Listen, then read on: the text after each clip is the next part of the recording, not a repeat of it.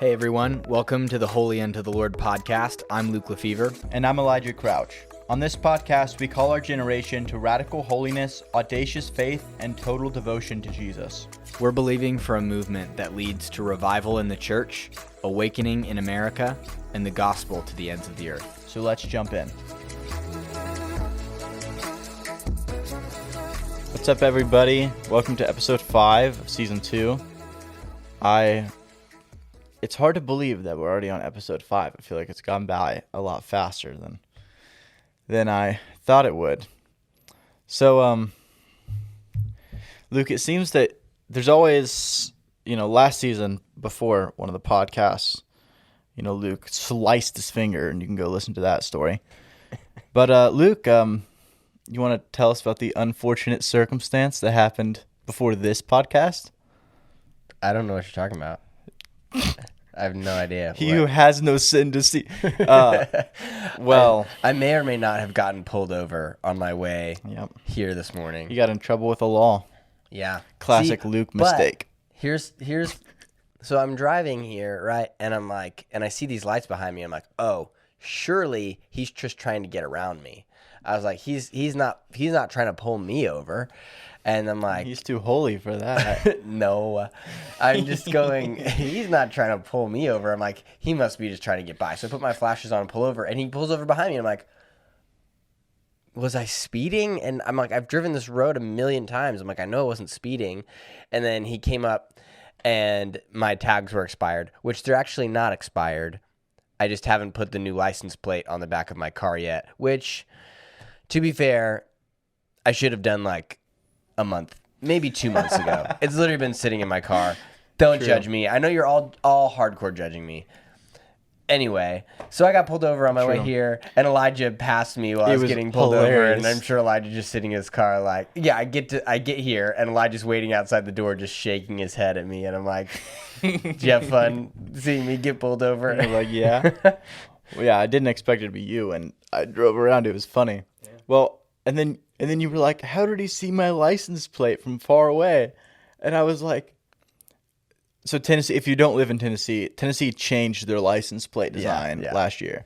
And so everyone has switched from these, like, I don't know, it's like this light green and blue, like mountain range scenery depicting the Appalachians in East Tennessee. And they're all just blue and solid blue with white letters. So it's a pretty, like, clear difference. Yeah. So I'm like, well, because you had it's very obvious. Like, you're the only one in the state of Tennessee. No, some people still well, probably not by 2023. All of them were probably gone. Yep. And good times. Good times. Well, today it's very fun. We're talking about prayer, which we've been talking about prayer. I know this is my seamless segue. I love it. Into the conversation, but we're talking about prayer. Last week we talked about petition prayer and intercession, and then this week we're talking about the second type of prayer, which we kind of break it into two types. We break it into petition prayer and communion prayer, and today we're going to be talking about communion prayer. And so we're going to get into that. And to jump in on kind of a jumping off point for this, I think one question a lot of people have is, for example, Paul says multiple times in the New Testament, very specifically in 1 Thessalonians 5, he talks about this, but he says, pray without ceasing. Mm-hmm. And a ton of people I've heard just ask this question or have a question like, how is that even possible? Like, can you pray without ceasing? Like, if I'm in a conversation with someone, I can't just be praying over the top of them. Like, how am I supposed to do that? Like, I can't listen to them and pray at the same time. And the answer to this, I think, comes down to what we would call communion prayer, which essentially is another way the Bible describes this is abiding in Jesus, in being in the presence of God and constantly communing with him. And what that talks about, we'll get into. So you might be going, well, okay, like what's some biblical precedent for that? And I think one of the best examples that we see, specifically if we're looking to Jesus, right? Because Jesus is going to be our highest example for everything. Right. Is we see, last week, we were talking about intercession, Jesus specifically interceding for things. But what about communion prayer? I think one of the best examples of this is over and over, I won't say over and over, multiple times throughout the Gospels, we see Jesus praying all night or praying for long periods of time, or it would say, as was his custom, he would rise a long while before daylight. Right. Like a long time before daylight. I don't know how early that was, but a long time. And he's spending hours in prayer. Right. Which it should be noted, there's no like clocks to wake him up, which means if you're waking up early, it's because you were in a rhythm of waking up a long time before dawn.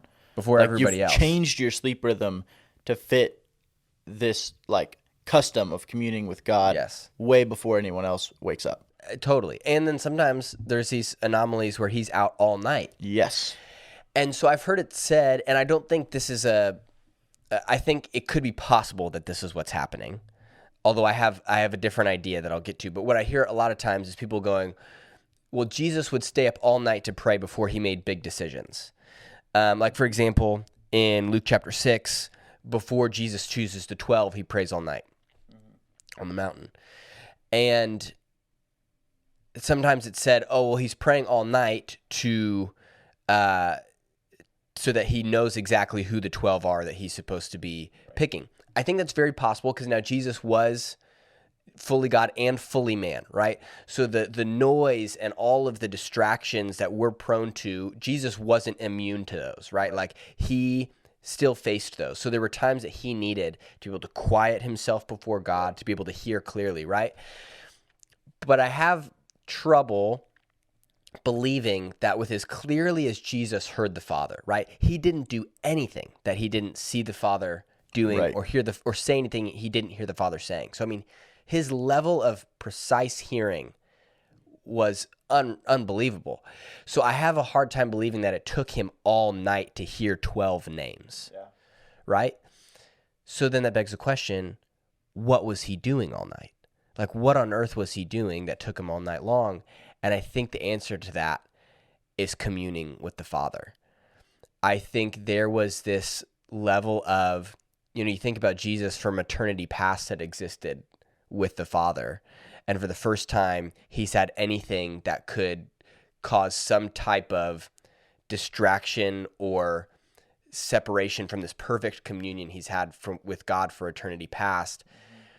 And he's got to get alone to simply be with God. I want to make this distinction, not to intercede for something, to ask God for something, to even get an answer on something, but simply to be with God. And I want to ask, when was the last time you did that? When was the last time I did that? Of going, I try to make that a regular practice, but even just with the busyness of life of going, when was the last time I went to go pray, not to ask God for something, not to intercede for something, not to get an answer for a big life decision, but to simply be with God. Like how absent is that from our life? Or would you even consider that prayer? Most people would go, I didn't even know prayer could look like that. Right. And for me, and I'd be curious, Elijah, you as well, I would say this, and I think this is important. When I pray, and I'll be honest, in this season of life, it hasn't been as much this way as I would like it to be, but in past seasons where I feel like I have been closest to the Lord, 80%, probably 80% of my time in prayer was spent listening, not asking for things, not speaking, listening. And there's more I want to say about that, but I'm curious, Elijah, your thoughts on some of this. Yeah. One of my favorite books on prayer at the moment is Tyler Staton's book, Praying Like Monks, Living Like Fools. Yeah. And he presented an idea in that book that I'd never heard up until I read that book, or maybe up until I heard him talk about the book right before it released or something.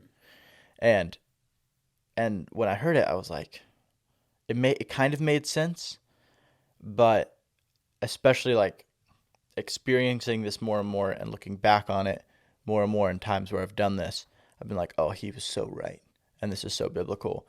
And it's this idea that like with a friend, say you're going on like a long car ride and usually what happens when you go on a car ride with a friend or with family, although with a big family, it can be just chaos the entire time. But if it's like, especially if you're going with your friends, or like if I'm, there's some times where I've taken road trips with my grandparents, and it's like we're in the car and we'll talk and talk for a while, say like an hour or so. And then there's just like, I don't know, some like 1 hour of silence or whatever. No one really talks, or 30 minutes and no one really talks. But it's not awkward. It's not an awkward silence. It's like you're just there, and it's really nice, actually. It's like... It's usually who you know you're good friends with. Yes. This happens with... If you can be silent. Yeah, or like if I'm in the car with Brennan or whatever, it's like we don't have to talk.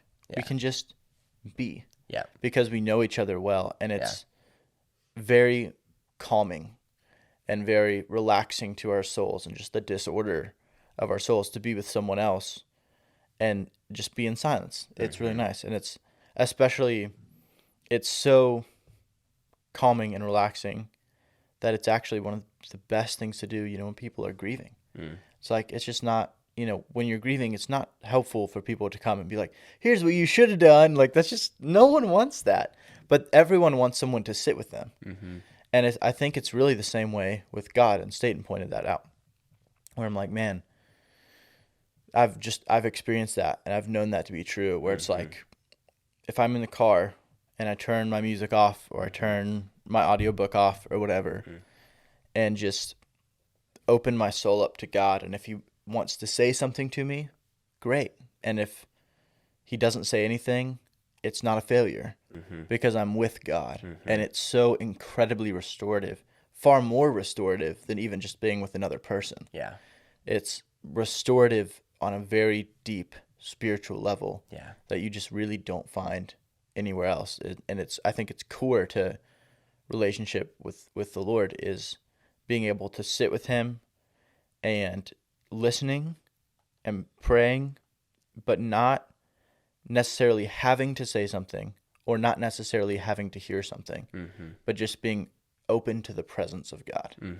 Yeah, totally. I think one of the things that is so missing when you look at the people who accomplished the most for God, they're the people who knew God the most. And like, for example, in Daniel 11:32, it says, and those who know their God will display strength and perform great exploits. It's this knowing of God. But, Ephesians, Paul's writing to the Ephesians in Ephesians chapter 3, and he's talking about his prayer for them, that he's praying for them. And he says that they might know the love of God that passes knowledge. So if it passes knowledge, that means it's experiential. Right. It's not simply, I know God loves me. Jesus died, therefore I know he loves me. Right. It is something in my spirit is experiencing the love of God. Yeah. Like, I remember the testimony of a man named Charles Finney, who was one of the primary leaders of like the Second Great Awakening in America. And when he was baptized with the Holy Spirit, he said it felt like he's like, the only way I could describe it, he said, was it felt like waves of liquid love, like flowing through his body. It's like this experience of the presence of God. Yeah. And there is a knowledge of God that goes beyond simply knowing about him, but knowing him. And that's kind of cliche. I feel like that gets said a good bit, but have you experienced that is the real question. It's not, do you know that that's real? Have you experienced that it's real is the question. And, when he says that you might know the love of God, that word know is yada. It's the same word that's used as like a euphemism for a husband knowing their wife and they had a child. It is this this experiential knowledge of God that is in this secret place of just you and him. And it is something that is this, if we're the bride of Christ, right? It's like, it is like brings the deepest joy and pleasure to our soul. Yes. Of knowing God. And I think one of the things that I see right now is there's a lot of talk about silence, like the need for silence, the spiritual discipline of silence, but it's not silence for the sake of silence. It's silence for the sake of listening. where if it's silence for the sake of silence, it's almost like it can get to this place of being silent without God. Right. It's just self-help. It's just which is self-help. not what we want. Or it's like, I think some monks and early church fathers kind of got into that when they got into the asceticism thing too, was like, it's just silence for being silent and not going, it's silent so that I can quiet my soul to hear from God. Right. And now here's the thing. One of my favorite things to do is I love to go walk at Radnor Lake, which is a state park by our house here in Nashville where we live. And it's got this walking path, and it's great. Whenever I go pray, that's where I go pray usually. That I feel like that's my like Mount of Olives, like where Jesus like would go and just like be by himself and go walk and pray. And so I'll go walk and pray there. And so many times, it's so wild. I'll go and I'll be there for an hour, 2 hours, and I'm just listening. And God doesn't say anything for like 2 hours. And you're like, some people are like, well, you must have unconfessed sin. And it's like, no, I've prayed like, Lord, search me. But it's not that. No. Different. It's very different. It's different. And it is going, he doesn't say anything. Yes. But I can sense his presence. Yes, exactly.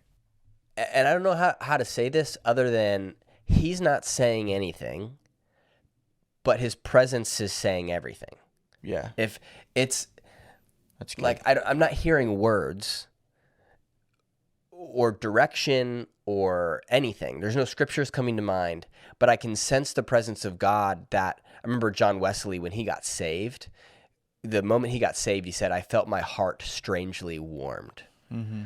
And it's like you can sense the loving presence of God. And it like where David talks about in Psalm 23, he says, you lead me beside still waters, quiet waters. Yes. He said, and you restore my soul. That's what it feels like. It's like my soul is being restored in the presence of God. Yep. And I am walking and I'm just being with God. And it's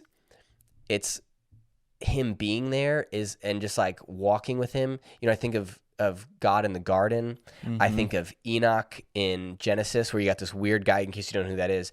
In the genealogies in Genesis, there's just this one random guy who it says Enoch, everybody else is living like 900 years. Yeah, it says that Enoch lived like 315 years, something like that, and was not, like died or was just gone. Doesn't say he died. Right, yeah. Was not, for God took him.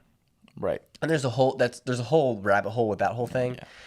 But what's interesting is it doesn't say in Enoch talked with God. It says in Enoch walked with God.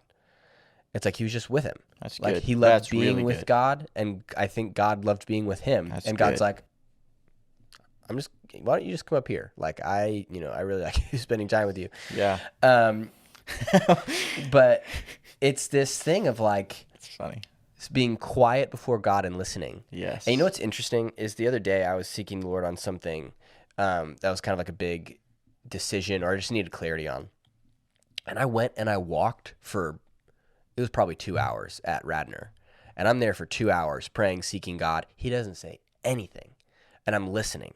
I'm just like, Lord, like, what do you want to say? And I'm just being with God. And I think that's the mindset you have to. I'm just here to be with God. And if he speaks, he speaks. And if he doesn't, he doesn't. And because he's not a genie, right? Like, we don't come to him and be like, insert a token and give me answer to my questions. Exactly. 10 minutes of prayer equals one answered prayer, whatever. Yeah, exactly. Yeah. Which is how we treat it.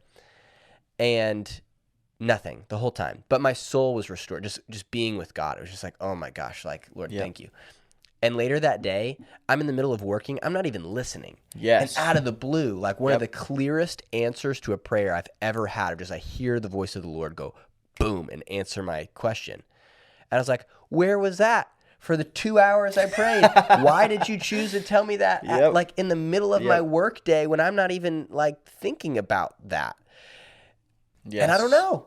I've experienced the same thing. Yeah. I have a certain place that I walk, and there's not really any. I wish there was a lake really close to me, because I live a little further south than Luke. Yeah. And there's really not, but there's a really, really pretty neighborhood around that I go and walk in, and there's like a lot of greenery, and they have a really good walkway. And so that's kind of my like little place to walk and pray. And oftentimes I go there at the end of a day, and what I do is I pray like through what some would call like the examine. Like, you go through your day and be like, where did I walk with God? Where did I go my own way and confess sin and then be like, and then I just walk and I have a cup of tea. And oftentimes I'll hear nothing. Like there's some times where I hear things and it's really good, but then I'll just hear nothing. And then I'll be driving home and the Lord speaks and I'm like, Yep. It's almost weird. to show us like he's not on our time. Yeah. Like he's know. like, I don't operate according to your time schedules. Yep. I will speak when I want to. Yeah. And it's how many times too I'll pray and I'll be going, Lord, speak to me about this, speak to me about this. And he's not saying anything. And I'll quiet my soul and go, Lord, what do you want to talk to me about? That's a question I try to ask a lot of like, Lord, not here's what I need, what I want you to talk to me about, but Lord, in which there's a place for that, right? Like asking God, like, right, Lord, which is what we talked about last week. Totally. Petition prayer. But there's another place of going, I'm not hearing anything. Lord, what do you want to say? And if you don't want to say anything, I'm still going to be here with you. Yes. And so many times there's been where either he doesn't say anything and it's just his presence, and that does more than him speaking ever could have done. And sometimes he wants to talk to me about something I never would have thought about in a million years. Yeah. And it's just waiting on the Lord. I'm reading Pastor Jack Hayford's authorized biography right now, and because he just passed away a few weeks ago. And so many times it talks about how late into the night, he would sit and wait on God. And that's another part of this. I didn't even put this into our notes, but man, there's so much we could say about waiting on God. We don't do that. No. We don't sit and wait. Like, we might pray for 10 minutes. We don't wait on anything in our culture, much less God. Yeah. Because God takes a lot longer than waiting inside a fast food restaurant instead of going through the drive-thru. Yes, totally. Yeah.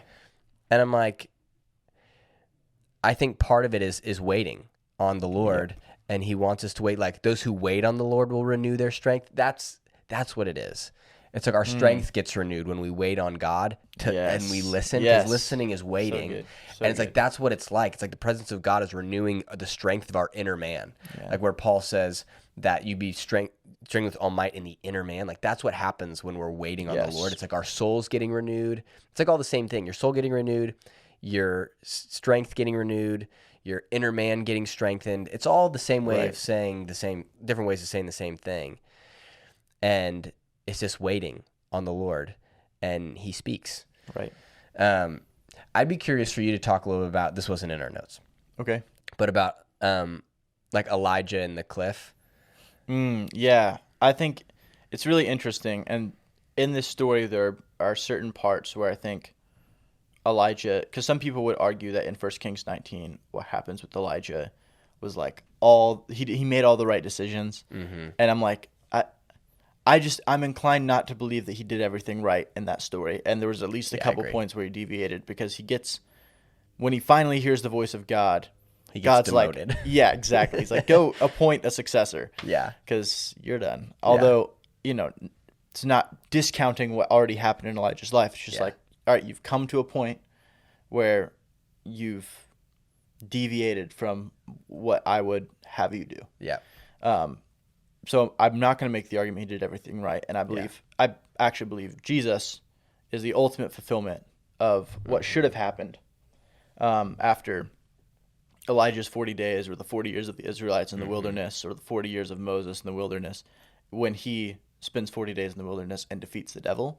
I think that's the fulfillment. But in 1 Kings 19, there's a really unique thing that happens, because Elijah has, and Ruth Haley Barton writes about this in her book, An Invitation to Silence and Solitude, is Elijah has this moment on top of Mount Carmel in 1 Kings 18, and he defeats the prophets of Baal. Yep. He outruns a chariot. Like, it's this whole thing. It's crazy. Yeah. Best day of ministry anyone's ever had. Yeah, exactly. And then he has this kind of sudden failure of nerve, and runs away because someone threatened to kill him, which is quite ironic considering he just watched a display of God's power that and slaughtered like 400 people. Yeah. And now Jezebel's like, I'm going to kill you. And he's like, oh no. Yeah. And runs away. And God says, he sent an angel of the Lord to nurse him and basically makes him sleep. Yeah. And then the angel says, get up or else get up and eat, or else the journey will be too much for you. I think this is where Elijah makes a wrong move. He should have asked, where do you want me to go? And he doesn't. He made an assumption, and some people would argue this is the right assumption, to go to Mount Sinai, where people have heard God in the past. Yeah. But one thing that's really important about this walk is it's a 40-day walk, which is very symbolic, and it's 40 days, and he's also fasting. Yeah. Because he's eaten, so it's a 40-day fast where he's just in the desert listening to God, and the desert isn't particularly noisy. It's not particularly distracting. It's about the most plain environment you could ever get to, and it looks cool on the first day, and then on the second day, you're like, I've seen everything there is to see. Quite literally. There's nothing to see. And so he's walking in the desert for 40 days, and I believe it's in this 40 days that he gets silent enough to hear the whisper of God's voice. Because he gets to the cave, and there's the rushing wind, and God's not in the wind, and there's the fire, and God's not in the fire. Yeah. And then it says God came to him in a still small voice, demama in Hebrew. Yeah. It could be translated silence. Yep. It could be translated like a deep inner calm. David uses it when he's talking about God. And this kind of goes to a theme of God ordering the chaos of our souls, but he's talking about how his enemies have been subdued, and he likens it to God calming a storm in Psalm, maybe was it 105? And he uses this word to say God calmed the storm or stilled the sea, he says. And it's this word where Elijah's soul is still after 40 days of monotonous waiting and not hearing from God and silence and maybe prayer, probably silence. And then he gets to the cave, and his soul is still enough to hear the still voice of God.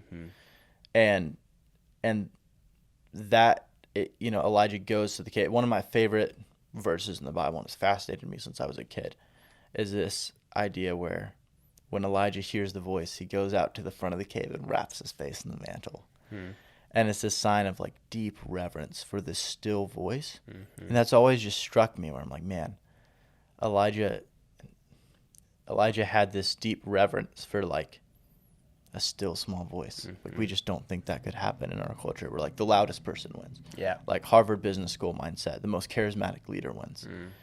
But in this story, it's the exact opposite. It's the still small voice that gets the ultimate act of reverence. And then God asks Elijah, and then this is another place where I think Elijah departs from what he ought to have done after 40 days of silence, and how he fails and Jesus fulfills it. Is he God is like, what are you doing here? And he's like, basically like, I'm scared and I don't know what to do and you're not helping me. And then God's like, why are you here? And he does the same thing again, and he complains twice. And it's actually the third time he complained. He complained before the 40 days journey, and I don't believe he allowed his soul. There was a certain level of transformation that ought to have happened that did not happen.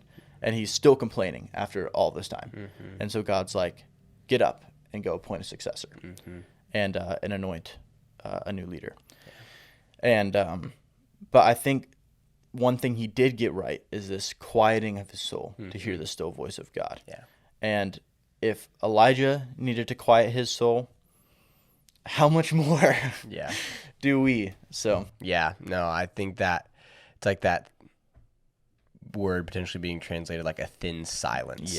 Like God almost spoke out of the silence, which is so, we expect it to come in a whirlwind or the fire, right?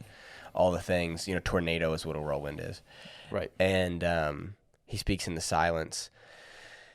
And one of the things that I would just encourage you with as you're listening, the ultimate goal of this podcast is like we've succeeded if you're listening to this podcast and you stopped it halfway through and prayed. Like the success of this podcast isn't that you kept listening to the end of the podcast, it's that you prayed and that you start praying. Yes. That's how we know this podcast is accomplishing what we want it to do.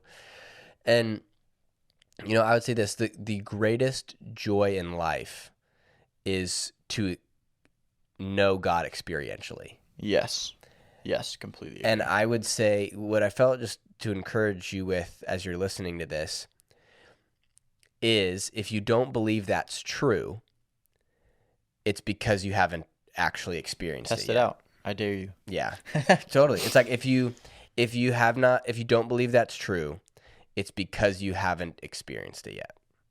And if you haven't experienced it yet, the other argument might be that because it's not possible or it's not true. And I would just say if that's what's coming to your mind, you need to go deeper. And that time of waiting on the Lord. I'm pretty sure this was A.W. Tozer. I can't find the reference for it, but I'm 99% sure it was Tozer. But he said that God does not reveal himself to a hurried comer and goer, is what he used to say. It might have been Ravenhill too. They say a lot of similar things. Same difference. But, Tozer said, silence is the price we pay to know God. Yeah. That is Tozer for sure. Yes. But God doesn't reveal himself to a hurried comer and goer. And if we're not willing to wait on the Lord and to that communion of like, Lord, I'm just here to be with you. I want to hear you speak. I long to hear you speak. But if you don't speak, it's okay because you're not my servant. I'm your servant. Right. Lord, I am here to be with you. I want to know you. And knowing you doesn't always mean new information about you cognitively in my mind. Sometimes it's a deeper level of experience of who you are. And again, it's not an experience. We experience God in different ways. Sometimes we experience him through life circumstances. Sometimes we experience him in creation. Sometimes we experience him through things that our mind comprehends and new information. But there's a different type of experiential knowledge of God where it's almost like the only thing that it registers with is your spirit. Yeah. And that's what we're trying to get you to go after, is that type of spirit to spirit, like deep calls unto deep, knowledge of God, experience of God that restores your soul. And some of the greatest times of me feeling like a deep sense of destiny and purpose and calling was in those moments of being with God, of totally. me going, I understand who you made me to be. Yes. And what you've called me to do. And it just came from being with him. Yeah. Not necessarily seeing or him saying anything. And I'll say this lastly. Sometimes I wonder, like when David got to the battlefield where he sees Goliath and he has this confidence that God is going to conquer this giant when nobody else does. Like people bigger than him, stronger than him, more charismatic than him, more experienced than him, that should have had more confidence that they could beat him than anybody on that battlefield should have had more confidence that they could beat win that battle than David. But why did he have the confidence? And I think it's because he was spending so much time in the sheepfolds, probably in silence. Yep. Worshiping God, writing love songs to God, Yep. communing with God, just worshiping the Lord. And when he shows up on the battlefield, it's like, you want great faith? Spend a lot of time in silence with God. Listening, not just silence. Again, I want to be clear about that. Right. Listening, because God will speak things into your soul with words or simply by his presence that cause you to know, man, I'm a son or daughter of God. Yes. Like I have Almighty God with me, and that sense of God is with me. What could I be afraid of? It comes from that place. Right. And so hopefully, I hope as you listen to this podcast, these things that Elijah and I have talked about, that you carve time out to go be alone with God. Yes. You need to pray. You need to have those questions of God, those things that you're seeking God for, those things that you're asking him about, those pressing needs in your life. But maybe it's after you've gotten the answer about the 12, like Jesus on the mountain, you still stay all night to be with God. Yeah. So good. And hopefully that's what you take away from this. So a couple announcements. If you haven't registered for Consecrate 2023, I'd encourage you to do that. Ticket prices are going to increase at the end of March. So you'll want to get those tickets as quickly as possible. We're like over 25% of the way sold out already, and we haven't even announced our speakers or any of that yet. Insane. So I would get your ticket quick. You can do that at consecratemovement.com, and hopefully we'll see you guys there with us here in Nashville. And keep an eye out for our next episode next week. We're going to be talking about fasting, which I'm super excited Can't wait. about that. So, All right. See you next week.